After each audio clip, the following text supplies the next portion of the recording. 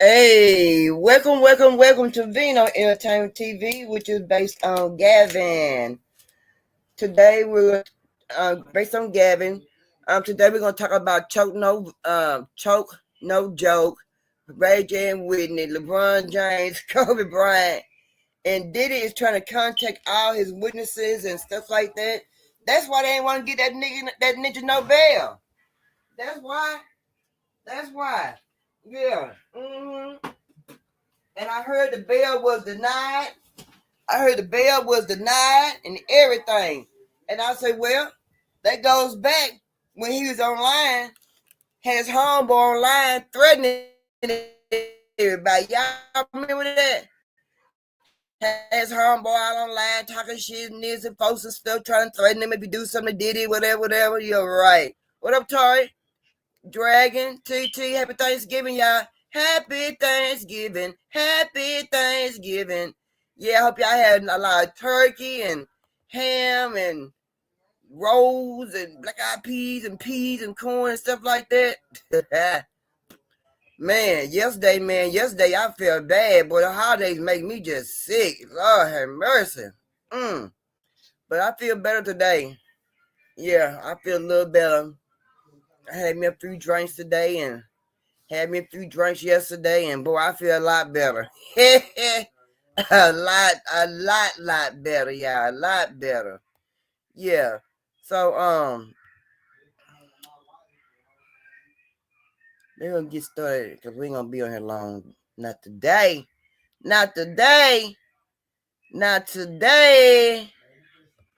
All right. Since Chicago, since the mayor said that he wanted to keep Chicago, the immigrants in Chicago, and he gonna do what he wanted to do. You really feel this how that around family, Tori? I know that's right. My son made my son cooked some Mexican food. He said, my mama threw down. I'm so full you can't see straight. Girl, look at her. You heard me? My son he had cooked all Mexican food, and look here. I ate, y'all, and I had me some drinks, go my tacos and enchiladas and soft tacos and hard tacos and chicken tacos, and he made all kind of stuff, man. If I tell you I'm full, I'm like TT. I ate and got nigga ladders. Y'all know what nigga ladders is, don't you? I ate. After I ate, I got nigga ladders. I got sleepy. But anyway, in Chicago, they got these people with their robbing these folks, y'all. They got masks on, they got firearms. Look at it. But I remember that old mayor in Chicago said, we're gonna keep them just immigrants here. We're gonna do what we can to keep them here, and we're gonna cut down there. They will cut down budgets and everything, just keep the migrants in their city and state. And I don't see how he gonna be able to do all that. You can't eat past one plate. Hey, pretty black, thank you. Happy Thanksgiving to you too. I know that's right, TT. Right. But y'all, this mayor ain't gonna be able to keep them immigrants in his city because they gonna start tearing up stuff. And the people in Chicago, they pissed off, and they got a right to be pissed off. And I'll be mad as heck too, y'all. Check it out. Shoot. Chicago police are looking for a crew of armed robbers suspected of carrying out over a dozen robberies on the south side. WGN's Courtney Spinelli is live with our top story. Courtney. Yeah, good evening to you both. Chicago police say 2 victims in their early 20s were robbed here in this area on the South Loop Printers Row line on the early morning hours of October 19th. It's the first of at least 17 armed robberies Chicago police believe the same crew to be involved with, the latest happening just yesterday morning.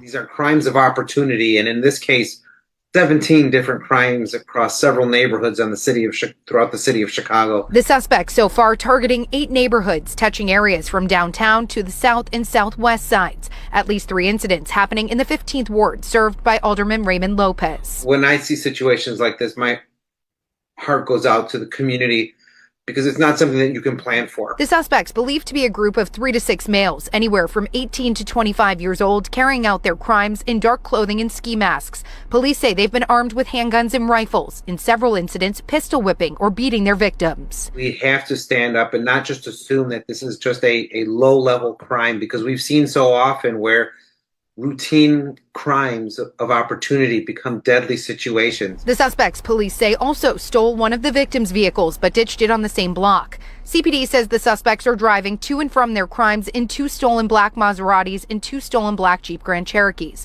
On the morning of November 14th alone, they reportedly hit 9 different spots in less than a 2-hour span, most of those in the Gage Park neighborhood. My understanding that law enforcement is working hard to try and identify the path, to see if there are any other victims, to see if anything else has happened. Residents in this Chicago Lawn neighborhood where surveillance video captured the suspects were hesitant to go on camera, but say they are worried for their safety. Several tell us the victim had just recently moved to the area. Crimes of opportunity like this happen when individuals have no regard for neighborhood or people, and they are trying to rob whomever they find out at the street at that very moment. Lopez encourages residents to be vigilant of their surroundings and to trust their gut if something feels off. He also emphasizes the importance of saying something if you see something, just like those who have already stepped up to help share video and photos to try and catch those involved. No one should feel victimized and feel alone at the same time. We are here for them.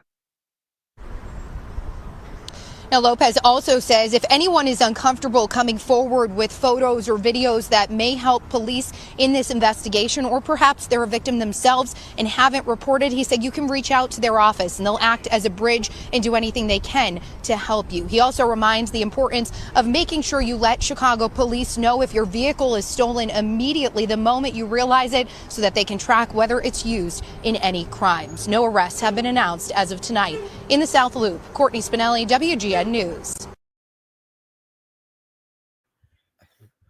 Now, I'm trying to figure out, how's the chief of the police department gonna say about talk about the robbers and getting rid of the robbers? But my thing is, you got the mayor saying that he's upholding the immigrants in Chicago. So how they gonna work? How is it gonna work? They police chief said they're doing so much robbery, but then you got the mayor saying we're gonna uphold the immigrants here in Chicago and we're gonna make way for them. So how that's gonna work?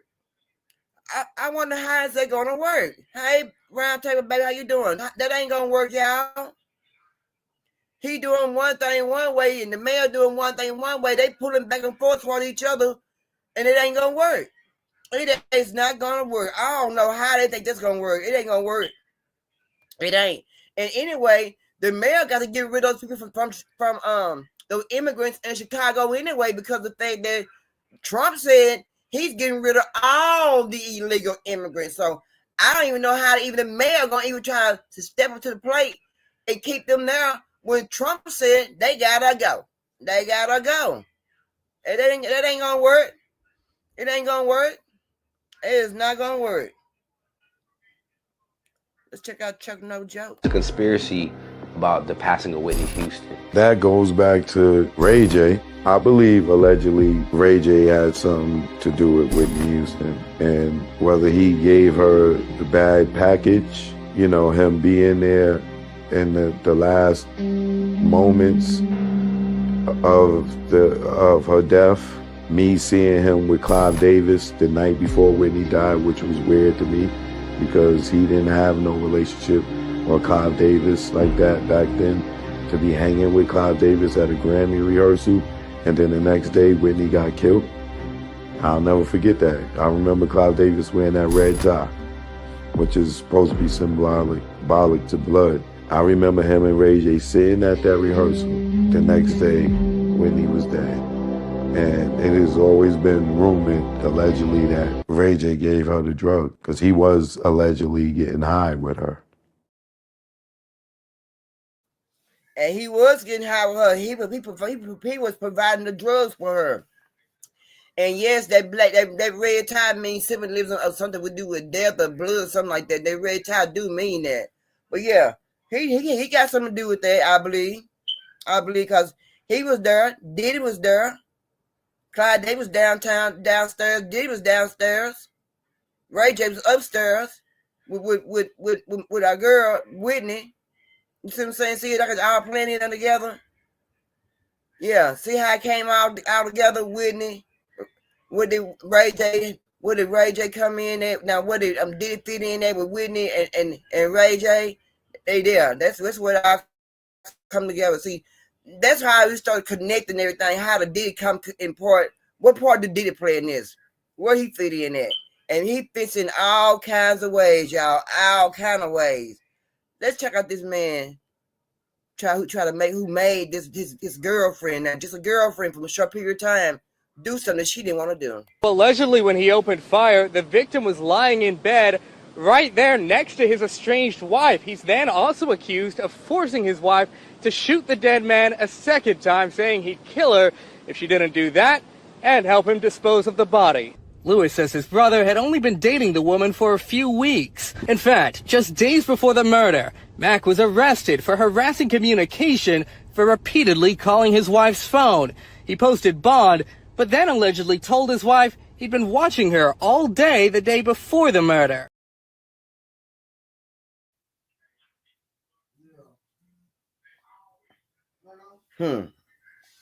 How you gonna make her shoot the man? So I guess he trying to make her go down with him. No, you gonna go down by your damn self.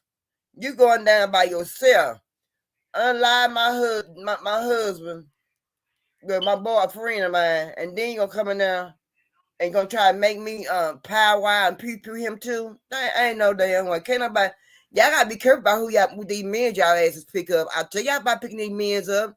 That strangers that don't mean y'all no good. What I tell y'all about that? I tell y'all all the time. And he was just a boyfriend, and he made her shoot the baby daddy too. Look. We might when you start dating, it's gonna get down to where you're gonna need to do background checks. It's gonna get just that bad, y'all. Background checks gonna be very, very important in this next couple of years. It's gonna be very important because people will start losing their mind. People gonna start going crazy, doing the unthinkable, things like that.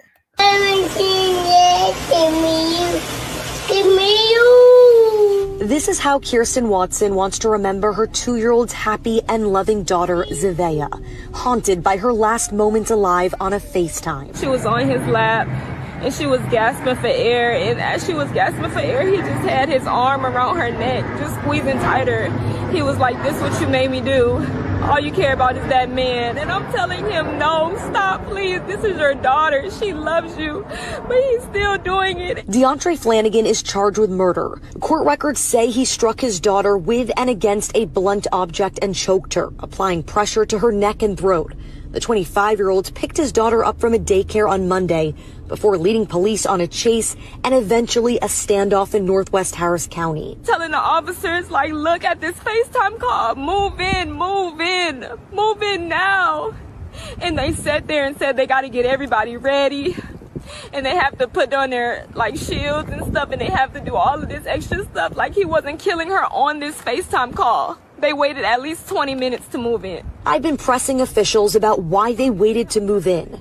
And now we've learned there's an internal investigation to look into whether all policies were followed by both the sheriff's office and HPD. The sheriff's office sent us a statement saying, in part, the investigation will include a thorough review of the timeline, camera footage, dispatch communications. Man, say, I got something to say. I got something to say. Now look out now. Now look out. Now there's a protocol, I believe, when they come out and help people. Those people got to put their warm, they suits on, to protection suits on and stuff, and come out there, you know. And they won't bring the police. Sound like they bring the SWAT team. That's what it sounds like. And my thing is whose fault is it that the baby got unalive? Do you feel like they didn't make it there in time enough? Do y'all feel like the police department took too long by getting off their butt, going to see to the house, go to her house to help her out? Do y'all think they took too long? Or do y'all think it's a protocol for them to get dressed and things like that? Just got this man on live streaming him unaliving his daughter. Do y'all think the police department need to be in trouble for that? I don't think they should. I think they should still hold that man who was responsible for doing that. They didn't got nothing to do with that. You know, they got to get people there. You see what I'm saying? 20 minutes. You know, sometimes it be long time, period time to us in our mind, but and eventually, actually, it don't be that long a period of time. So was it really 20 minutes before they got there? Do y'all feel like they need to be in trouble, be investigated? Did they do something wrong? Did they not get there in time enough to save her daughter? I don't think they had nothing to do with that. I think it's all between the daddy who was on FaceTime and her. You know, and I feel like he didn't just say, I'm finna unalive her right there and that was it. I felt like he was getting around to about saying certain things to her, putting certain words out there, putting a message out there to her that she probably missed, and she wasn't paying attention. She could have been on the phone calling the police department then, but she probably crying and plead, bargaining this and that, like we all would be, and you know, things like that. But I don't think that it should be the police department should be getting investigated, or I don't feel like it's their fault. I don't feel like it, you know. And what will make him unalive his daughter because she didn't want to be fooling with him? You know, what's wrong with you people? Y'all got some problems. I mean, it ain't. This didn't come about when the presidency came with Trump. This was already put out there already. And y'all, I understand y'all. How y'all do y'all kid like that? Something that your seed, something that you brought into the world. You know, and I know that it had to been some kind of domestic violence between them before. Now, from him unaliving his daughter, that little girl, she was little, she was a small child. So I figured that it had to been some kind of argument went on in there, and things probably got out of hand. He probably got disgusted and frustrated, and you know, probably got a depression in the meantime that he was arguing with her and things like that. I feel like she should have been calling the police department then. I don't feel like that she should have waited to call the police department. When it was in action, when he was in action, in motion, doing what he was doing to his daughter. Like I said, I feel like that they got if they bring the SWAT team, they got to get booted and suited to bring the SWAT team. But as far as just bring the individual police by itself, you know, yeah, they should have got there immediately. But as far as bring a SWAT team with them, you know, they got to get suited and booted. They just can't run up in there without being suited and booted. The SWAT team, they got to be full. They have their whole body armor on. They don't know what they're walking into. You know what I mean? They don't know. But yeah, I had said some things about LeBron James, and we're gonna talk about it. I wonder what's gonna happen now that his son playing basketball with him.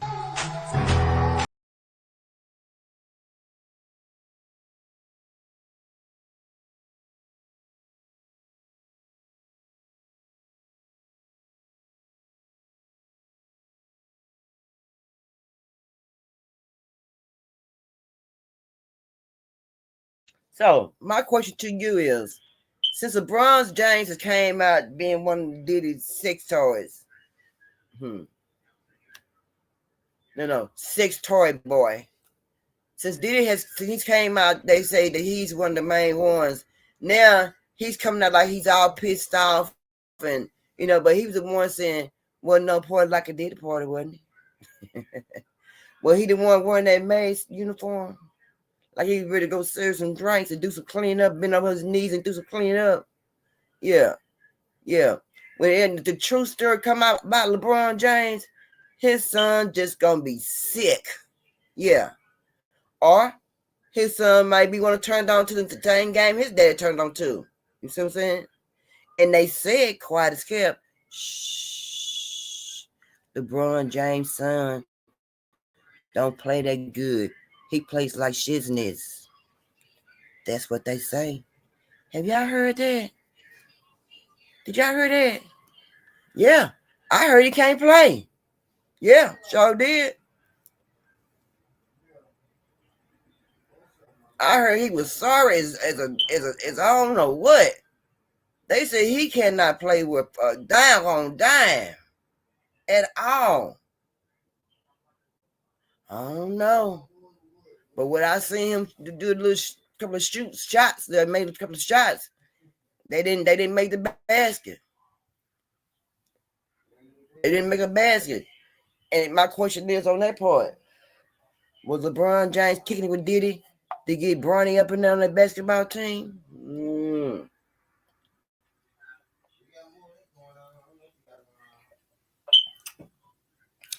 Again, did LeBron James do the nitty gritty, the nasty with Diddy? Ordinary get Bronny on? Two father and son playing on the same basketball team? Huh, y'all? Some things look questionable there. It looks mighty questionable. Wait, man.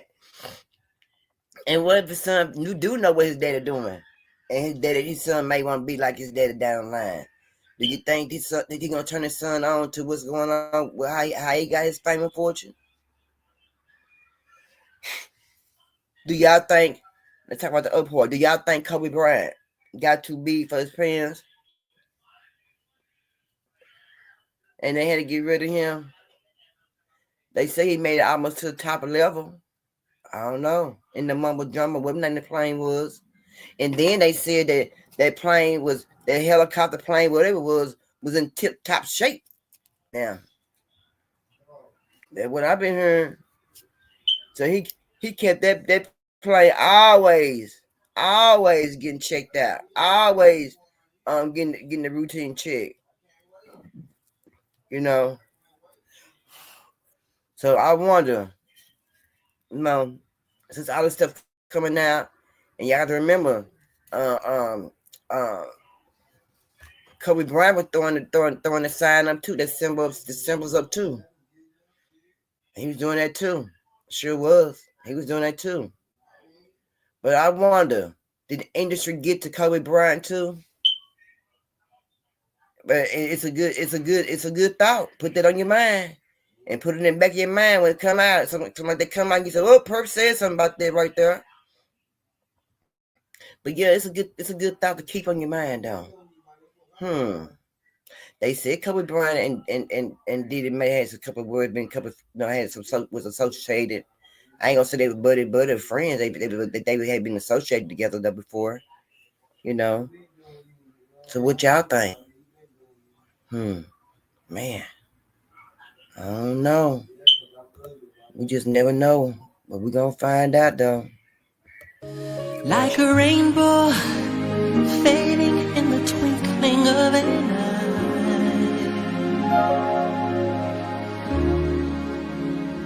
Gone too soon. About Diddy behind bars, y'all. In the U.S. tonight, and Sean Diddy Combs, what federal prosecutors are now saying tonight, what they're accusing Combs of doing from behind bars. Here's ABC's Stephanie Ramos tonight. Tonight, federal prosecutors accusing Sean Combs of relentless efforts to corrupt witness testimony and subvert his criminal case from behind bars. Almost immediately after arriving at the federal jail in Brooklyn, prosecutors say Combs started using telephone accounts of at least 8 other inmates to call people not on his approved contact list. Prosecutors alleging Combs frequently instructs family members and his attorneys to add other individuals via three-way call, which is not allowed. An October call made between Combs and one of his adult sons, prosecutors allege, provides the clear inference that the defendant's goal is to blackmail victims and witnesses either into silence or providing testimony helpful to his defense. And prosecutors say Combs is explicit about his intention to use public statements to sway potential jurors, including this Instagram post by his kids. Happy birthday to Daddy. Prosecutors say Combs enlisted family members to plan and execute a social media campaign around the defendant's birthday, the first time we heard his voice from behind bars. Thank y'all for being by my side and supporting me. David Combs has pleaded not guilty to criminal charges. He's being held without bail. His defense team continues to push for his release. David. Stephanie Ramos here in New York. Steph, thank you. Now I heard. This is what I heard. I don't know how true it is. I'm gonna check it out. I'm gonna find out. I've been looking. I'm gonna check with Flo Daddy. No, Flo Daddy. No, he know me tell you what's going on and things like that. And here's some good content. But that's why they did deny the bail, like I've been hearing. If it's true, look what he doing. He trying to contact the other some of the witnesses and stuff, and through the attorney and stuff like that, and the attorney them and all the people know that you're not supposed to make no three-way calls. You can get in trouble for that. Yeah, you can get in trouble for that. And by him doing that and using other eight people accounts to call, making phone calls, y'all, what was he doing, y'all? Huh? What was he doing on the phone calls using 8 different accounts to make calls to other people? He was threatening people, calling people, saying things he shouldn't have been saying. Run his mouth too much. And then, like I stated before, when he was on TV, on Instagram and all that with his homeboy, better not mess with Diddy this, Diddy that. Yeah, that didn't have Diddy case. Yeah. I mean, he did what he did, but when it came to the sex trafficking and the kids and stuff like that, and all this stuff, and ugging people, it's wrong. But for them being freaks and smoking and getting high and stuff, they just a bunch of damn freaks. You got freaks out there. You got some freaks out there. You got plenty of freaks out there. Plenty of them. You got some freaky people. You know what I'm saying? And just some freak nasty people. And just let you know who the freaks are. What they require in their freakiness. That's all it was. But yeah, he right here threatening folks. That's why he ain't going nowhere. Hey, on there, baby. That's why he ain't going nowhere. Yeah, freak. But if he would never touch them children, I had them kids there and ugging people, he probably got out, no problem.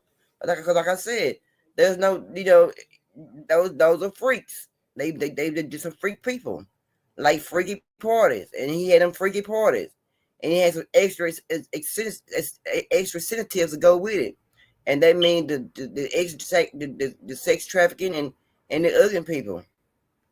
You know what I mean? And that's crazy, y'all. But hey, happy holidays to you too, baby. But that's what he did. So now he in trouble for that. But now I said he threatening people. You can't threaten folks. You cannot threaten people. That ain't good at all. Like, you check out this tribute that TT did for Dallas police.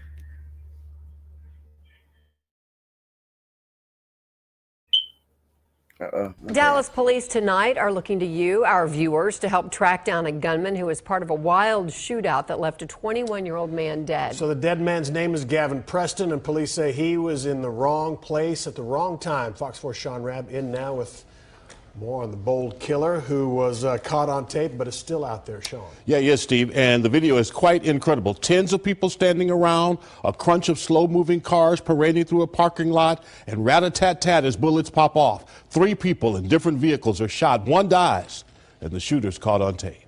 1:30 a.m., June 30th. A group of guys on the sidewalk shooting dice outside a strip center at 4515 Village Fair Drive in front of Big T Bazaar.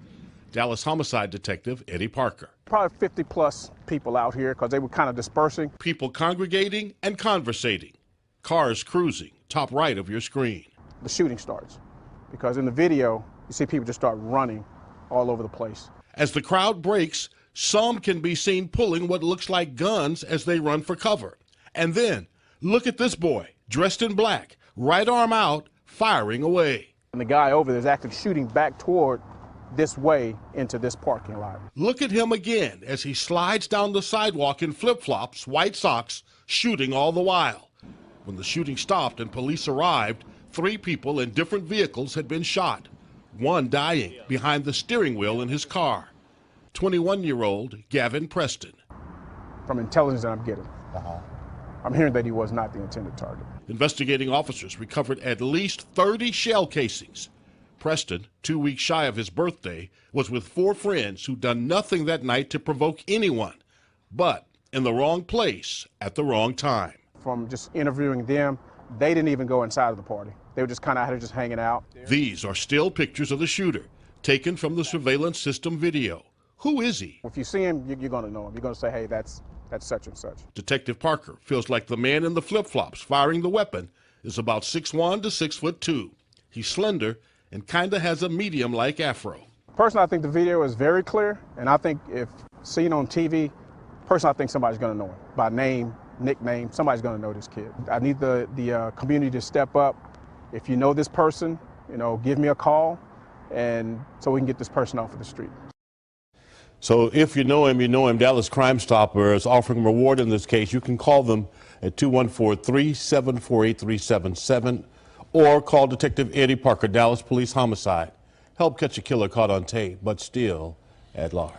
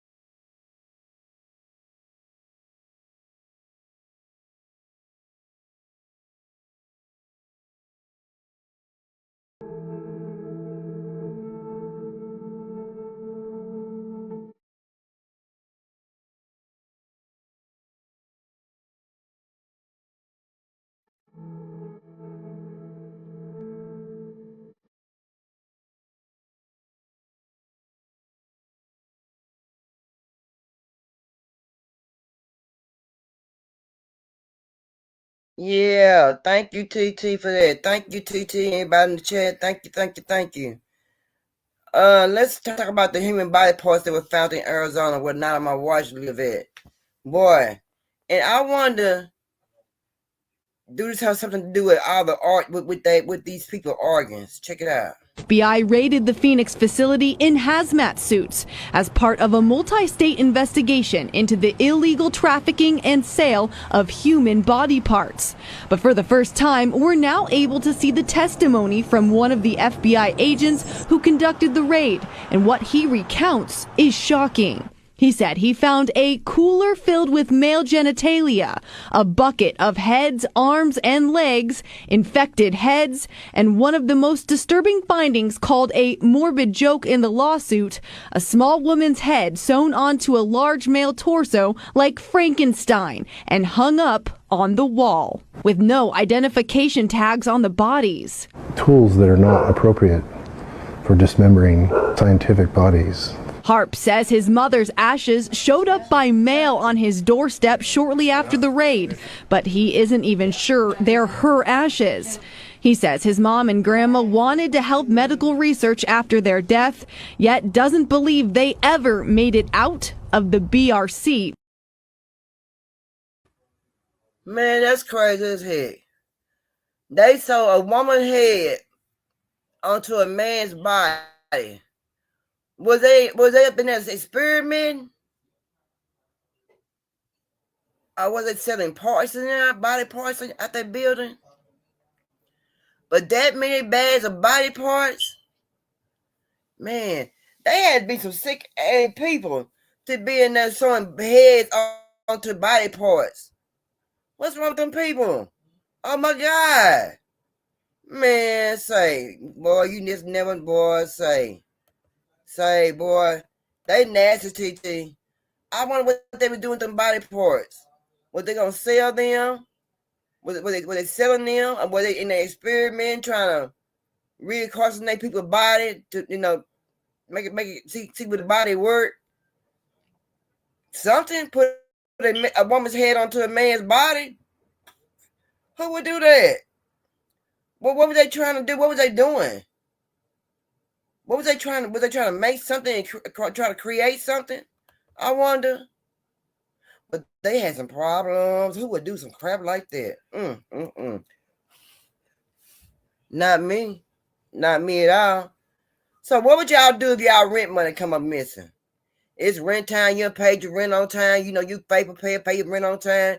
And they tell you, ma'am, your rent ain't been paid. I put a note on your door, but your rent ain't been paid. Your rent late.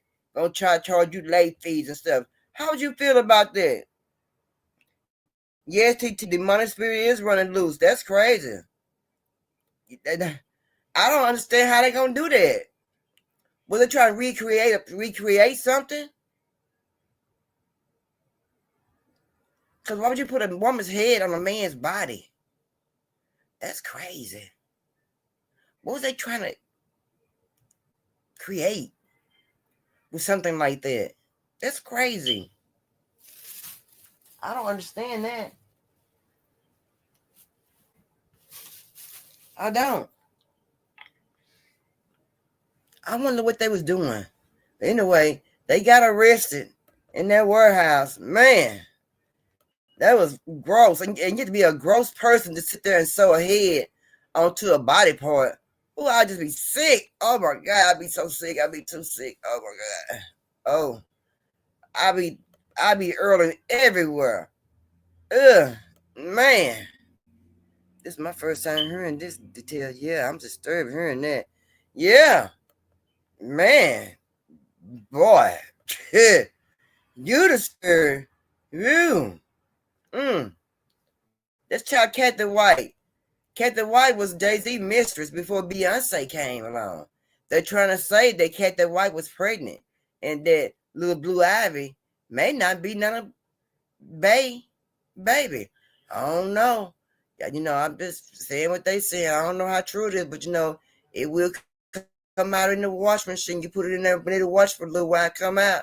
And they have a different result sometimes. You all remember when we said Diddy is fighting tooth and nail to make sure he doesn't go down alone? Well, it looks like his plans are finally succeeding because he just brought undeniable evidence of how Jay-Z allegedly unalived his mistress, Kathy White, to protect Beyonce. Allegedly, Kathy White got pregnant for Jay-Z and was threatening to do a tell-all interview about the affair around the same time Beyonce also announced that she was pregnant. And thinking of the absolute chaos Kathy's tell-all would be, Jay-Z made the obvious choice and decided to delete his mistress. Sources are now saying Diddy has strong evidence that can prove everything that went down, so Jay's days as a free man might be counted. Y'all better get comfy because we are about to break this down. So, there has been a lot of noise about how Diddy is planning to expose all his partners in crime from back in the day now that the lawsuits are getting more serious, and every day feels like one day closer to jail time. The latest update on Diddy supposedly ratting out everyone he has a history with is that he is exposing Jay-Z for unaliving his mistress, Kathy White, to protect Beyonce. If the name Kathy White does not sound familiar to you, it's because someone somewhere did a very good job of scrubbing her off the internet. And streets are saying that person is Jay-Z. For those of y'all that don't know who Kathy is, well, Kathy White, also known as Corey or Coriana, was a model and fitness expert who also ran her own PR firm, White Label PR. She used to hang around many celebrities, and she was actually close with a number of them, like Claudia Jordan and Jason Lee. In fact, Claudia Jordan, who has been described as a known homewrecker, used to join join Kathy White in dating married men. And by that, I mean stinking rich married men. Kathy herself is known to have admitted that she's here for a good time, not a long time. Unless a man has a net worth of at least $50 million, she won't pay him any attention. So you can see how Jay-Z must have been the perfect match for her, even though they supposedly started dating long before he and Beyonce tied the knot. Rumors about the alleged affair between Jay-Z and Kathy sparked after Kathy and her BFF Claudia White were spotted at a Las Vegas nightclub partying with Jay-Z and Diddy. In fact, Jay-Z allegedly bought Kathy a $25,000 pair of Louis Vuitton shoes to wear that evening. Sources also reported that Jay was very particular about keeping the relationship low-key, so he would do things like ask her to bring a couple of friends along for a ride so it wouldn't look like they were a thing, which is what he did that evening. While they were in Vegas, Jay also reportedly took Kathy on a trip to the Bellagio casino, asking her to bring a few friends to their table. It looks like Jay was really taking care of Kathy, so much so that her friend Claudia Jordan was reportedly jealous of how Kathy always seemed to pull all the wealthier ballers and how she had over $100,000 worth of bags and $200,000 worth of shoes, and how she could just randomly buy her friend a $3,000 Louis Vuitton bag. So Jay was definitely doing right by Kathy. Well, until he started seeing her as a liability. And that's why it's interesting that in 2020, a blind item from Crazy Days and Nights said, "This A-list host model is also an actress. Our host has always stayed quiet about the death of her friend, but has become more convinced over the years that the permanent A-list rapper had her friend killed. It just seemed too convenient that he wanted her out of the picture, and shortly after he said that, the friend ended up dead." It was then revealed that the A-list host was Claudia Jordan, Kathy's friend, and the rapper was Jay-Z. Well, as the saying goes, all that happens in the dark will eventually come to light. It didn't take long for people to start putting two and two together and figuring out that Kathy was Jay's mistress. Naturally, they started reaching out to her for comments on the situation, and about 2 weeks before she passed away, a major tabloid that was investigating the Jay-Z connection allegedly reached out to her. But, and this next part is important, Kathy strongly denied all allegations of having an affair with Jay. I'm not even surprised, given the lengths Jay went to make sure things stayed under wraps. He must have really made it clear to her that the moment she breathed a word about the affair to the public, the gig was up. But either Kathy finally got tired of living a lie, or she figured that with a baby on the way, Jay-Z wouldn't dare leave her hanging. Either way, she decided it was finally time to tell her story, and she allegedly hit Jay up to tell him she was going public with the affair for a price. However, reports reaching us say that first responders to the scene felt her death was suspicious. Also, at the time the news of Kathy passing away from a brain aneurysm got out, it was still too early to know for sure that that's what really happened. Besides, Kathy was young, fit, and healthy before she passed on, so her just randomly dropping dead from a brain aneurysm was just highly unlikely. A detective from the NYPD had this to say about her death. A 911 call from an apartment 130 West 19th Street in Manhattan. An ambulance came and took Kathy because she was sick. They took her to the Beth Israel Hospital, and that's where she expired. It's too early to be speculating that an aneurysm offed her. They will be doing an autopsy later today to check out her cause of death, but someone might have given Kathy a bad drug, so they'll do a toxicology report, and we'll have to wait 2 weeks for that report. What's crazy is that the report never came through, and even though literally every detective and cop who worked on Kathy's case felt the circumstances were suspicious, her cause of death was still ruled as a brain aneurysm. Girl, it sounds like someone was out there pulling strings to get that whole thing covered up, and this brings us back to Jay-Z. Now check this out. Kathy passed away in early September of 2011. If y'all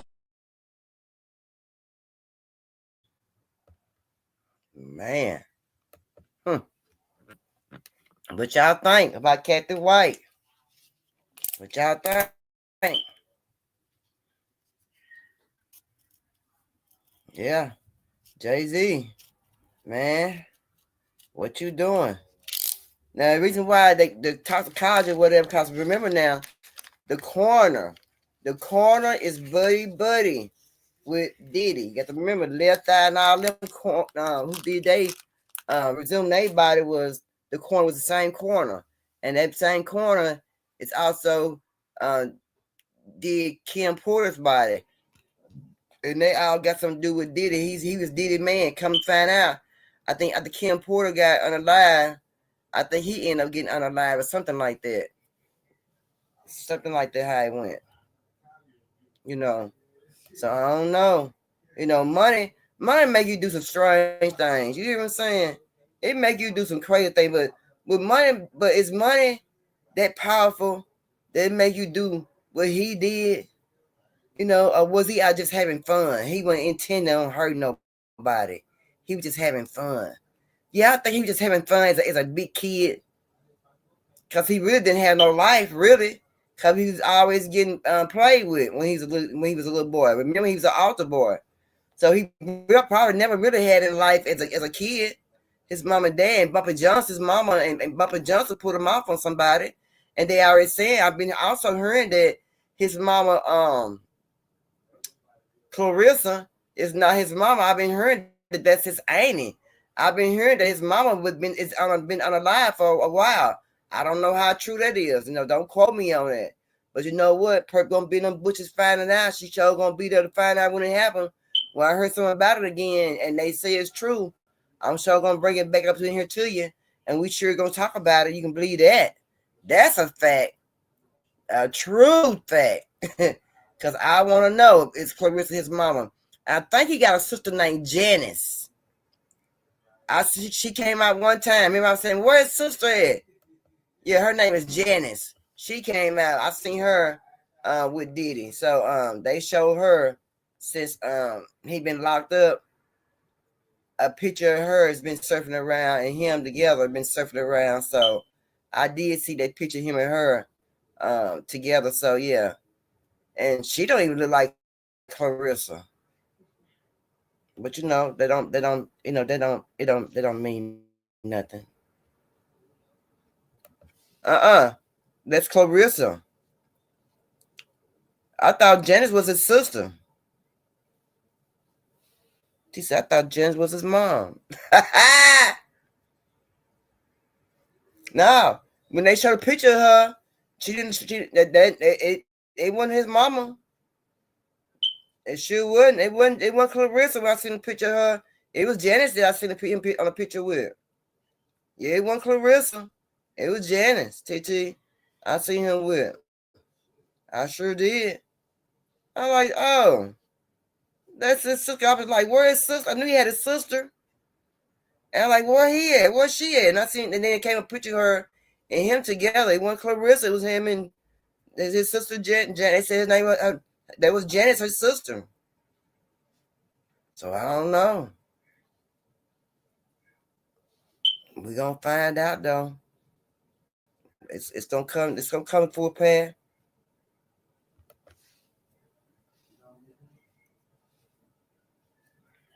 She been with him since he became famous. Oh really? That's my first time seeing her was. Now I knew about her. My first time seeing her was the other day on a picture with him in the video.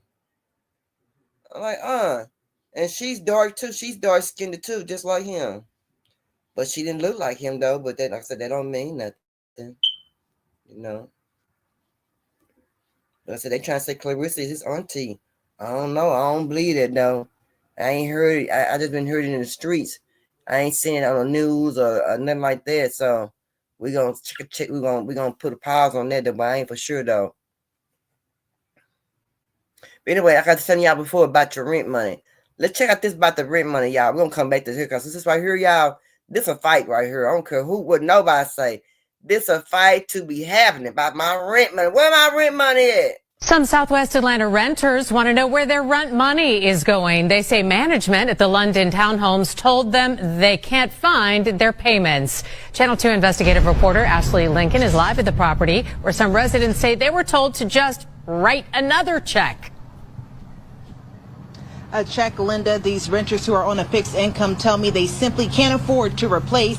In the meantime, these renters say management told them, hey, you need to hang your checks. You can't hang your checks in person. Rather, they're diverting renters to submit all their checks through this drop box. But renters say they don't understand why management is now telling them they can't find their checks. I request a receipt. Do I get a receipt? No. Their rent payments, tenants at the London townhomes in Southwest Atlanta say have gone missing. And the assistant manager admitted that she took it out of the drop box, but then they don't know where the check is at. This renter, who didn't want to be identified, fearing retaliation, says she suspected something was off when her rent never hit her bank account. I'm worried about where my information is at. Yeah. And they don't know where the check is at. She and other renters told Channel 2 when questioning management about where their money is, they get no answers. In a community where most of the renters are seniors on a fixed income, they say they can't afford paying double rent. It's not fair. Those who paid their rent via money order told Channel 2 they can't cancel those payments, and some who paid with a check say their banks are charging fees to cancel checks. I went by the leasing office to speak with management. While cars were parked in the parking lot, no one came to the door. A sign on the door says the office is closed until further notice. I called the number listed for the office and got mailbox memory is full. Please call again later. Renters say just 5 years ago, under the previous management, checks were getting stolen, a situation they don't want to experience again. It doesn't make sense. I work too hard and I'm on disability. And I did find the complex is owned by an LLC, but managed by Atlanta-based Dorchester Management. We did make several calls to this company today. No one has returned our messages.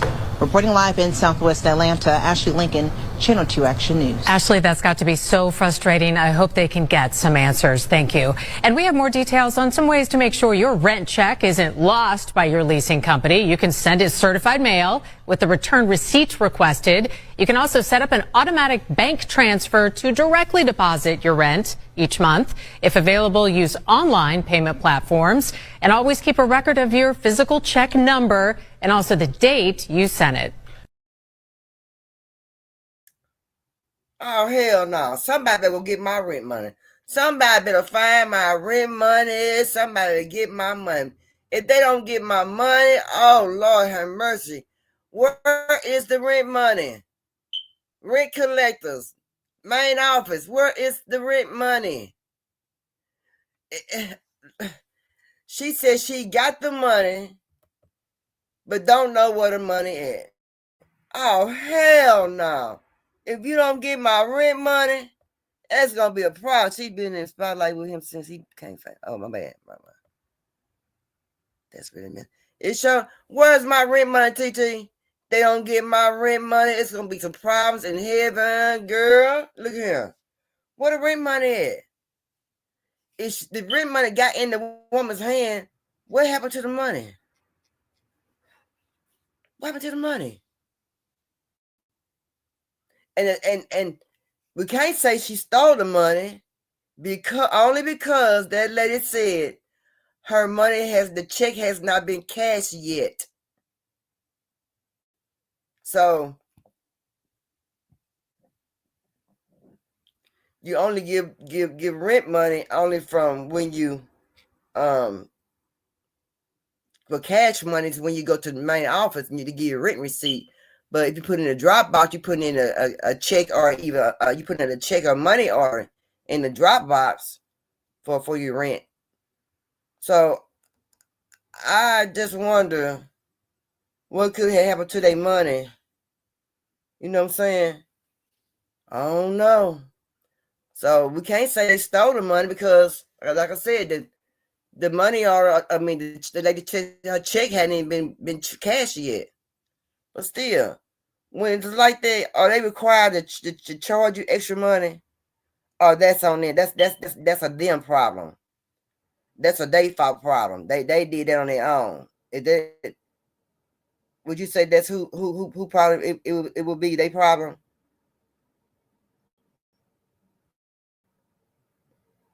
I would say it's a day problem. I sure would. That's what I would say. But baby, don't pay my rent money though. Cause and then on top of that, they were people they were disabled people. They were disabled people. Y'all know disabled people only get money once a month. And y'all know that you ain't finna get no money out of them when rent they only got money coming once a month. You don't gonna get money out of them one doggone time.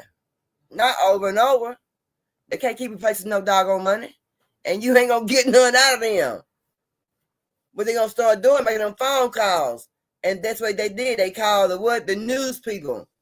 Because their money was not being deposited into any account for them to get for their rent. And they probably harassing them about their rent money and stuff. What the world? Shit, nah. She said, right, they would just have to chalk the losses. They should hold the renters responsible. No, they shouldn't hold the renters responsible for their mistake. That's right, TT. That's right. And how could you? When you said you got the money, what if you got the money out? What you do with the money? I don't know. That's a mysterious. That's a mysterious play right there. I don't know. Y'all remember that bomb that they dropped down in Philadelphia, and it destroyed two rows, destroyed a neighborhood or 2 rows of houses.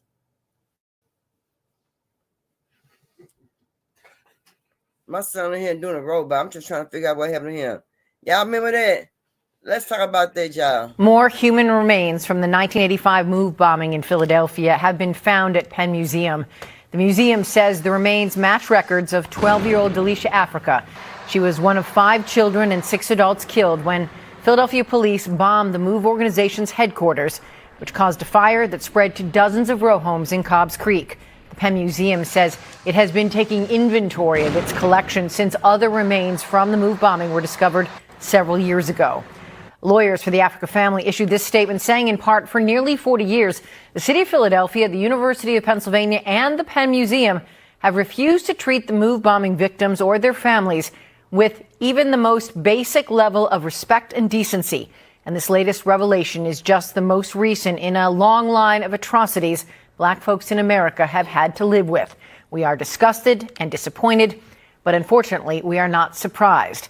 The damage Penn has done is absolutely appalling and unforgivable. It's time they did the right thing so these children can finally rest in peace. So what y'all think? Out of all these years, they found the body. They found the body all these years. But it took them that long to find that body at the museum. And they never even said why they even dropped a bomb in that neighborhood. And then right today, still not really nobody talking about it. It's still being hush-hush. Okay, Terry, baby, I understand, baby. Also, I don't understand. But why would it take that long to find another body? A kid's body in Philadelphia. You know, I don't know, y'all. And what made them find it? How they come up on that body? You know. And how do they know it's the body from out them years? They had to do a lot of, they had to go to that body a lot to find a lot of things. Dang. That's crazy. I don't know, y'all. These people trying to do something, y'all. They trying to do something.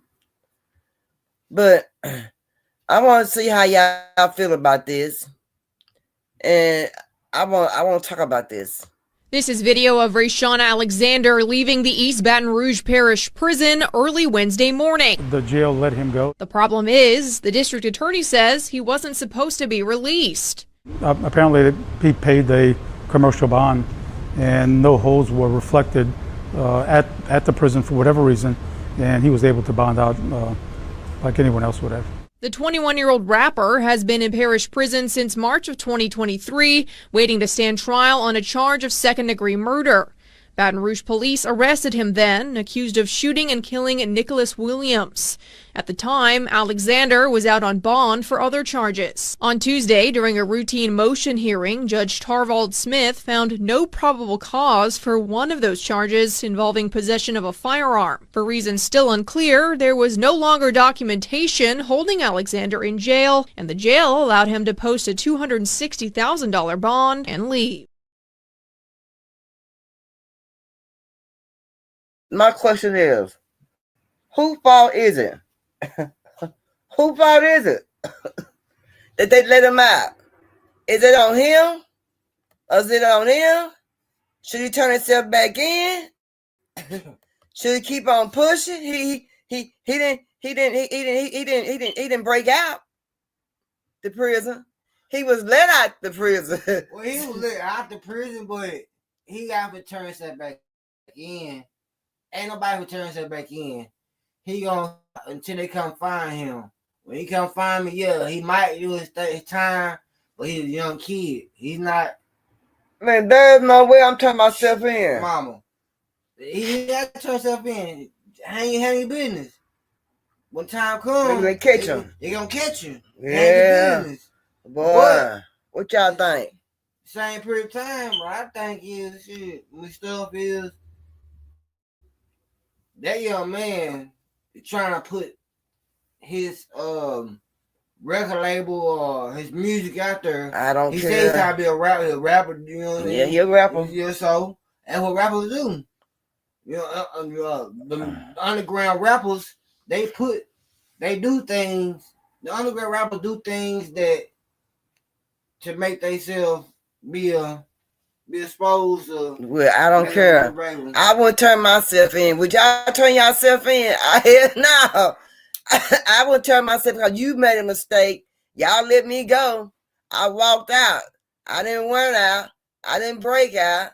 You know, I didn't get on back to the laundromat, the laundry truck, and roll out in the laundry truck and nothing like this. So y'all let me out. So how the hell y'all gonna tell me, gonna put me on the news like I done broke out of there and I was supposed to be gone? Y'all let me out.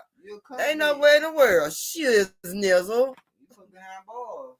Hey, they let me out. I'm a free man, and I'm gonna do whatever I want to do until they catch me. So I didn't get out for free. I mean, I got out.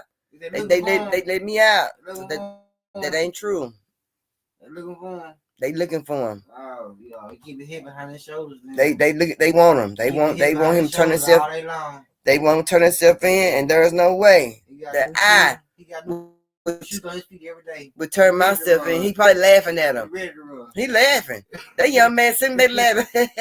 They think I'm turning myself in. They crazy. They're to catch me, and that's what they gonna do. They waiting to catch him. When they, like I said, when they catch him, he going back to jail. Dang. I'm when they put a breaking news out down there in Louisiana about him being out, and they want to come back in on the news. They put it on the news. I wonder. They gonna be a man if they get him, but they don't get him though. He have a good time. Couple days. Enjoy yourself, young man. Enjoy yourself. Bad room get you though. They don't mind getting you, boy. They'll run through the swamps and everything. Yeah, but in the meanwhile, enjoy yourself, young man. Have yourself a ball.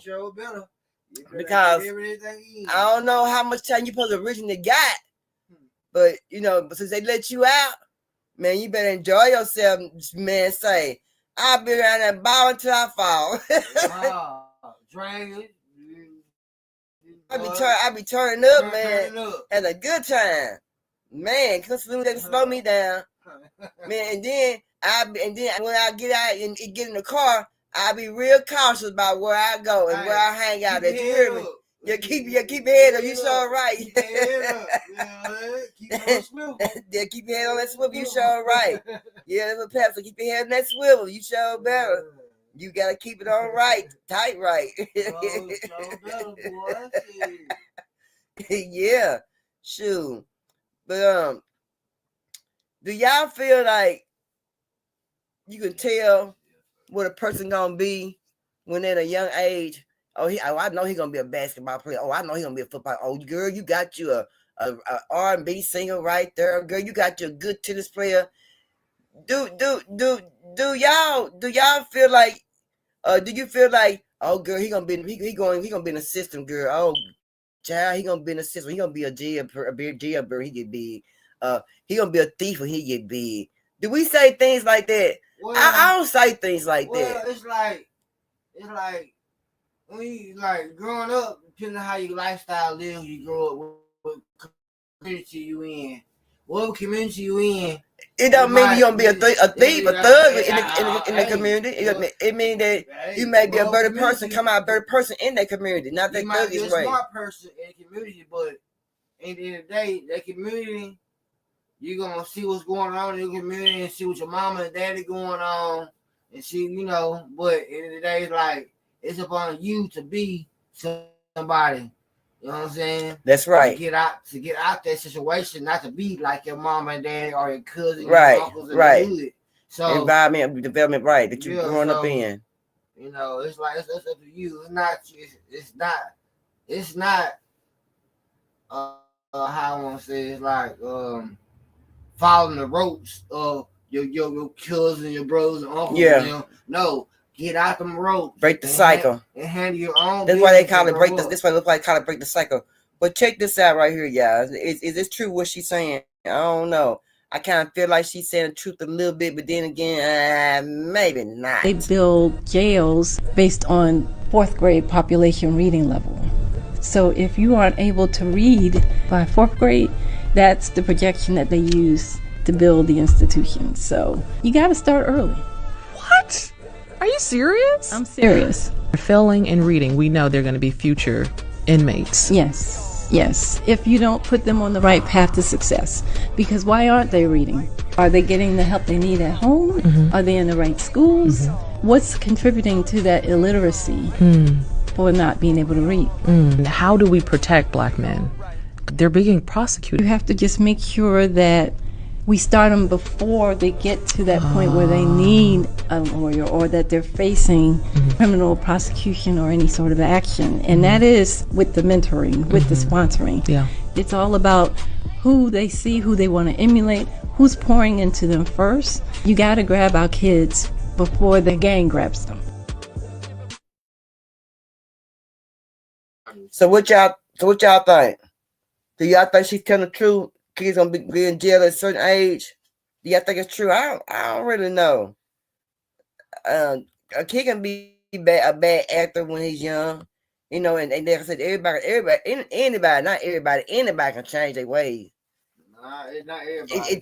If you want to change your ways, anybody, your ways can be changed to better from worse. You're a kid, you doing things evil already in your life. Come on now. You'll change that on life. You'll recognize what you've been doing wrong if you meet someone that's gonna give you spirit and help you move your situation up, not be down with your life, go up with your life. But you got somebody around like you negativity, you're not like a little kid, you know. You gonna want to go outside and burn fire and start fire, you know. But still, a kid would change his ways when he gets bigger. He might they be like, well, I don't want to be like this when I get bigger. Or I want to be like that when I get older. Yeah. So I don't think our kids role models.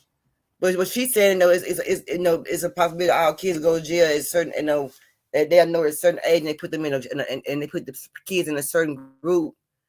They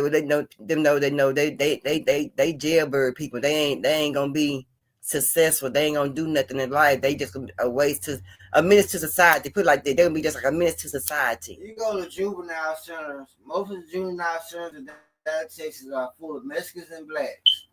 They're not full of whites. Yeah. Okay. So yeah, if the Mexicans and blacks start getting their kids, not like the white folks, because white folk kids, they do stuff that mamas and dads they never heard of.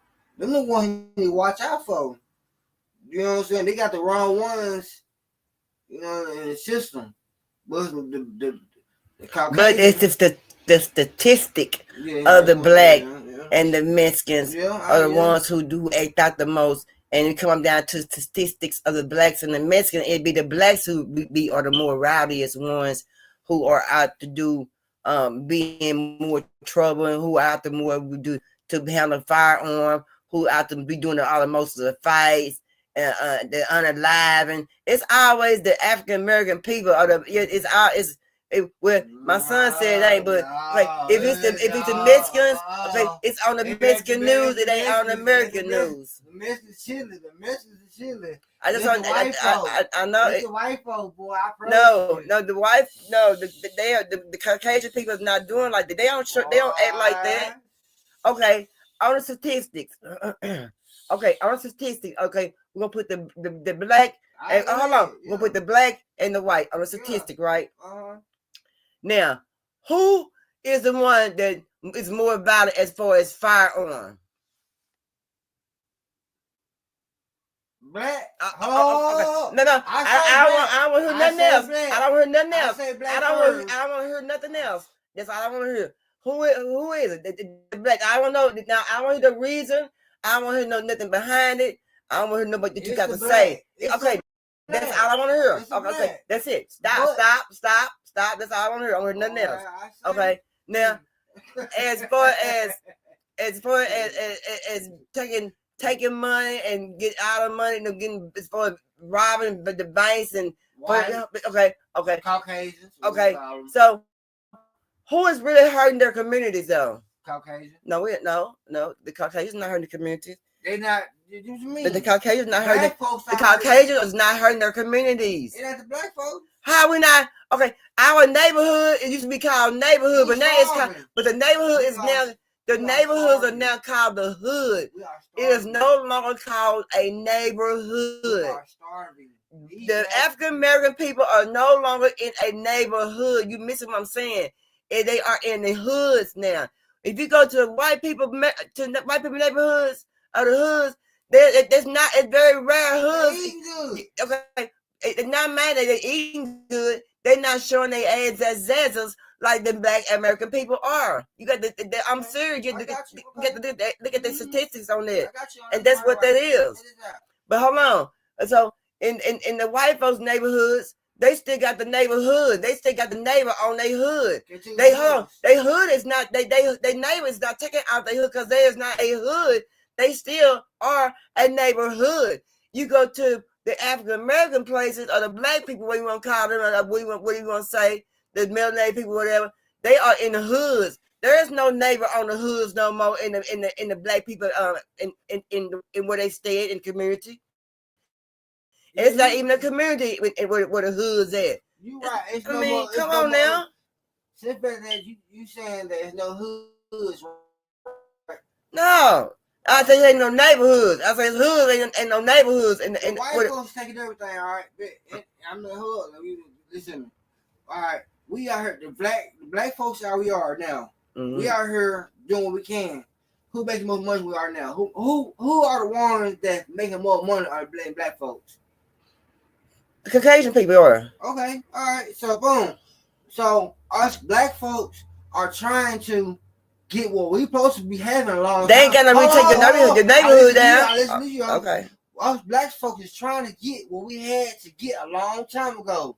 What we had a long revelation, you call it revelation? Yeah. We had a long time ago. We trying to get our money back. Any mean necessary. Any mean necessary. We want our money. Robbing, stealing, jacking, we want our money. But they keep the white, we call Caucasians pushing us out our neighborhood that we had already built and foundations at. Man, I go places and see stuff like South Dallas, by Mr. Powers. Them we call Caucasians came to push all this stuff out the way to make it look more good. For who? The Caucasian. For who? Caucasian people. Okay. But it ain't the Caucasian, but the black people are selling their land. The black people selling their land over to the Caucasian people. So, and you have to remember, South Dallas is where the Caucasian people was from the beginning anyway. Back in the days. Way back in the days. Black folks and my boys, my SAs, been having their business on their side. Then all of a sudden, they want to come through and swipe everything pretty. After all this time, everything been good. Yeah, because they got Caucasians, so they come take it over.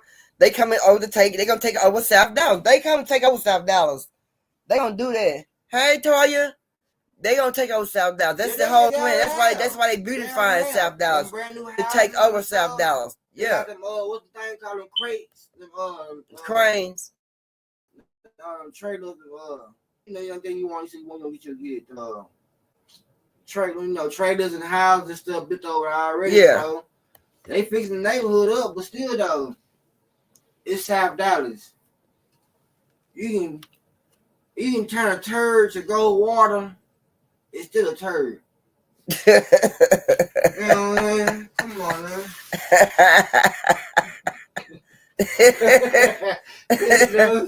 Yeah, yeah. But I love my flow. I love my black folks. But it's like, but like I said, there's no, like I said, like I said, the statistics. There's no neighborhoods in the black communities. They're all now called hoods. They don't say neighborhoods in the black community no more. That's over with. They call hoods. Like I said, in the Caucasian places, they're called neighborhoods. In the black community, they're called hoods. Now, Caucasian word was. Huh? Caucasian word would call my neighbors, my streets. Well, we won't say they still got their neighbor on their hood. It's still a neighborhood in the Caucasian places. We got to. All right, but you told your own, but you told your neighborhood, the blacks tore their neighborhoods up. That's why it's no more neighborhoods. The blacks tore their neighborhoods up. And all blacks now. Hold on, man. The blacks tore the no. I'm not gonna put that on the Mexican. No, I'm not gonna put it on the Mexican. I'm sorry. Who tore the black neighborhood? Wait a minute. Okay, hold on. Who tore the black neighborhoods up? It wasn't the Hispanic people. It damn sure wasn't. It wasn't the white people. Hold on, y'all.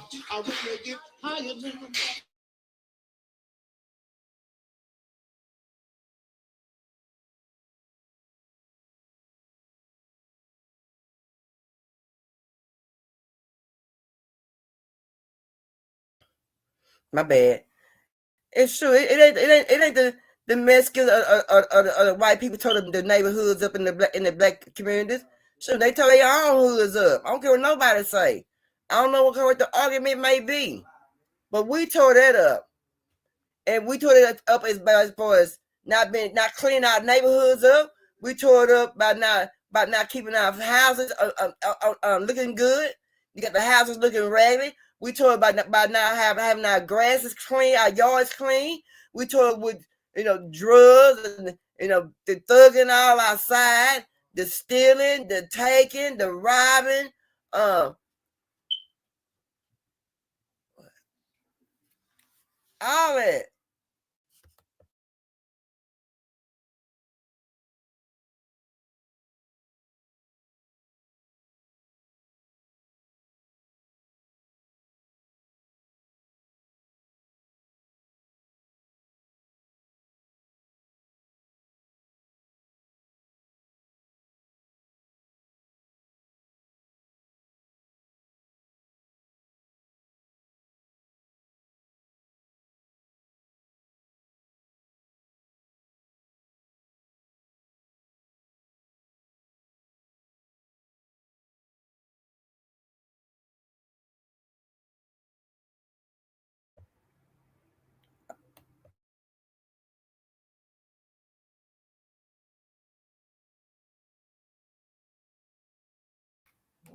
Okay, I'm back, y'all. I just got some bad news, but anyway, yeah. So like I said, it's the neighbor. We took the neighbor off our hoods. That's like I say, cause even though the white man brought the us into the world, we didn't have to take them into our neighborhoods to bring our people down in our neighborhoods and also that's what brought our neighborhoods down was the us as well. So whatever. Let me go on anyway. So a man and mom, they reunite through a bakery.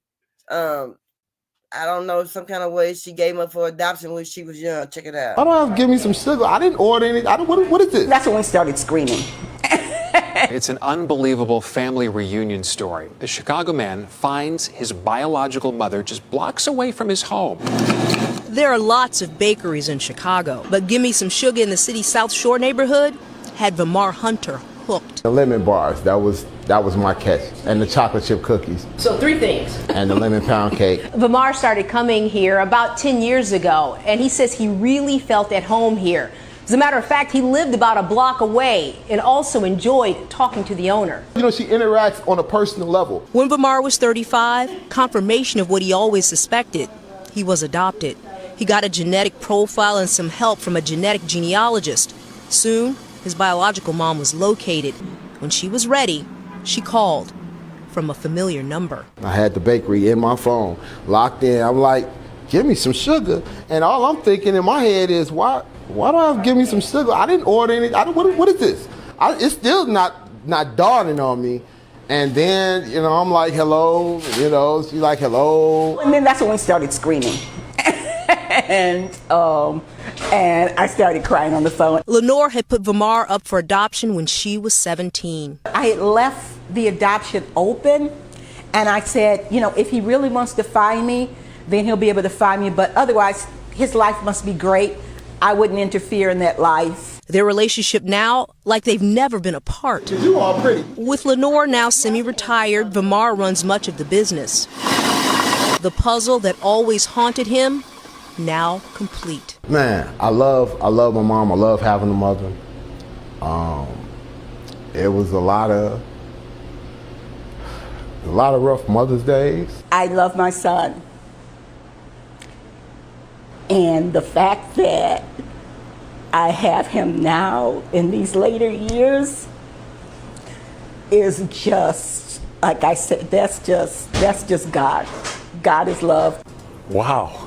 That story just made my whole month. Like, he's living God just a bless block them. away. Unbelievable. It was the lemon bars. The lemon bars. That's the secret there. And the chocolate chip cookies. There are weird, mother's cooking. The love that goes into weird coincidences like that too, where people, long lost relatives, are living right next door to each other. I love it. Man, isn't that something? She left the adoption open in case he wanted to find her as he got older. Man, and right there, and the numbers, the number to her business in his phone, and man, y'all, that was number God. That was number God. That was God did that. I don't know what y'all thinking, but God did that, y'all. He did that.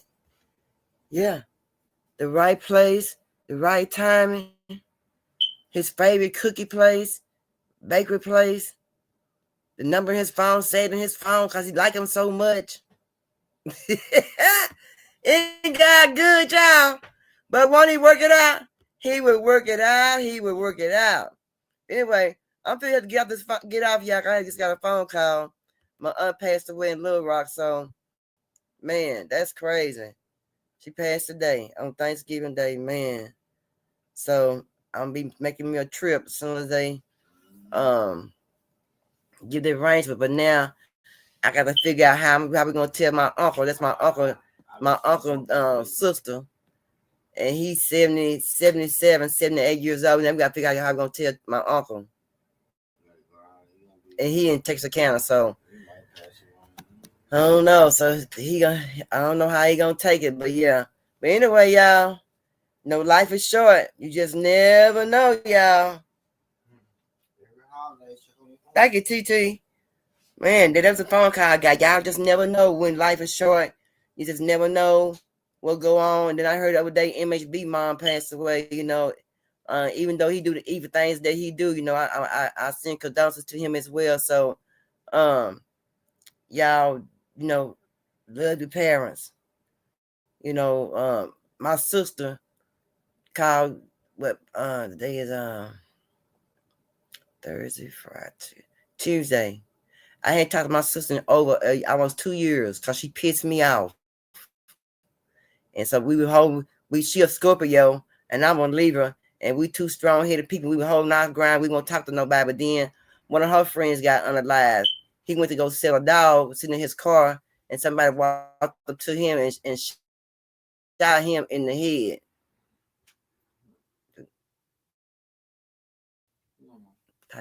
That's bad on that. And then he was his mom only child. So yeah, it's crazy out there, y'all. You just never know. All that argument and shit, it is not worth arguing with nobody. Do not argue with nobody. Life is short. Nobody got no time. I feel for MHB too. I see him going through that. Yeah, Tori. Yeah. Life is short. You got mamas and daddies. Girl, he stay with his mama. Girl, she stay with her mama or daddy. I don't give a damn what nobody say. If you need to stay with your mama, if you need to stay with your daddy to take care of them, make sure they doing the right thing, you can see them doing good, you know what I'm saying? You there for them. I won't give a damn what no female or what no man say. That's your mama, your daddy. And you ain't got how many do you get? You only get one. And you don't get them back when they are gone. All you got is memories, thoughts. That's it. If you got a female like that, kick that ninja to the curb. If you got a man like that, you kick that man to the curb. I don't care what they say. Understand that. You hear me? Now, on that part of the note, y'all, how in the hell you gonna love somebody when you don't love yourself? Okay? And y'all take care of y'all parents. And happy Thanksgiving to y'all too as well. Let me see before I leave. What y'all say? TT said, I told my mom she can stay with me for the rest and remainder of her life. And I need her close to me always. That's right, TT. That's right. You love your parents no matter what nobody say. No matter how they make fun of you. Oh, girl, he ain't got no money. He stay home with his mama. I don't give a damn. So what? I'm my mama protector. Yes, sir.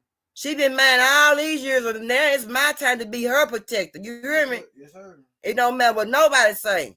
So somebody making fun of you, saying with your mama, your daddy, tell them purpose that the hell with you. That's my mama. Yeah, get to getting. Get to stepping. I don't need you. I don't need you at all. Because your mama and dad gonna always love you no matter what nobody say. They gonna be there through thick and thin. They gonna love you no matter what bad you do and what good you do. They gonna be there for you no matter what. So y'all understand what I'm saying when y'all get somebody like that. If they can't understand you on that part, hey, they ain't worth having, and you sure don't need them, baby. And I mean that. I really mean that. On that note, y'all, shit. Anyway, I'm up out of here. How the hell you gonna love somebody you don't love yourself? Peace.